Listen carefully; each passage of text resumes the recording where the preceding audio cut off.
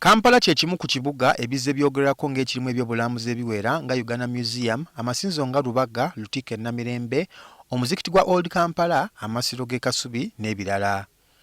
Wabula abalambuzi okumanya ebifo bino kusinzidde ku bannaabwe basobodde okubirambula oba emikutu gimugatta bantu. Kati okwongera okutumbula ebyobulambuzi mu ggwanga, wooteeri ya Sheraton wadde ekifo ekyali ekya Lions Bar kifuulibwe ekifo awatuukirwa abalambuzi abaliko bye baagala okumanya ku bikwatagana ne Kampala ssaako ebigirimu. Ekifo kino kisaavinga bannayuganda buli ky'oyagala ku bya tourism. Bya tourism mu Uganda oba mu Kampala ojja wano n'ofuna information eyo yonna gye weetaaga.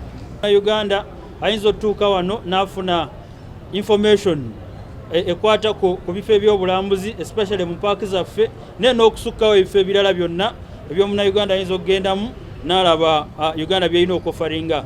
Tujja kubeerawo n'abakozi ba Uganda Wildlife Authority n'abakozi ba UTB n'abakozi ba KCCA. Bonna bagenda okuwa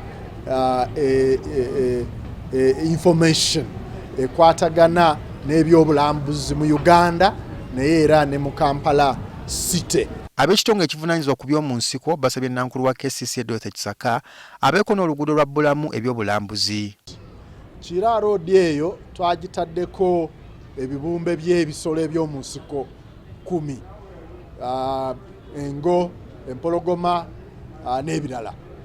So olw'okubeera n'ebisolo ebyo ku luguudo olwo kirabika ng'oluguudo olw'ebisolo eby'omu nsiko. So tuli mu nteesaganya ne KCCA nga tubasaba batukkirize oluguudo olwo lutuumibwe erinnya eppya erya Wildlife Street.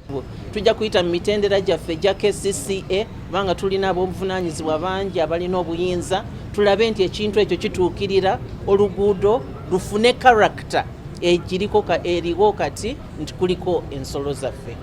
Minisita omubeezi ow'ebyobulambuzi Martin Magara asinzidde wano n'ategeeza nga abagala okuleeta etteeka erikoma ku bantu abanywa omwenge emisana bwe batayamba ggwanga. Because omulambuzi bw'abazze nga ye talina byakukola birala aze kweyagala kyonna ky'aba ayagadde n'atuula mu woteeri nga Sheraton n'asaba ekintu kye kyonna okukikozesa kati gw'oba omugaanirawa so ndowooza nakyo kiba kitawaanyamu sawa tubalekere eddembe lyabwe tufune engeri endala gye tubaregulatinga naye si eyo. Raymond Tamale, NTV, Akawungeezi.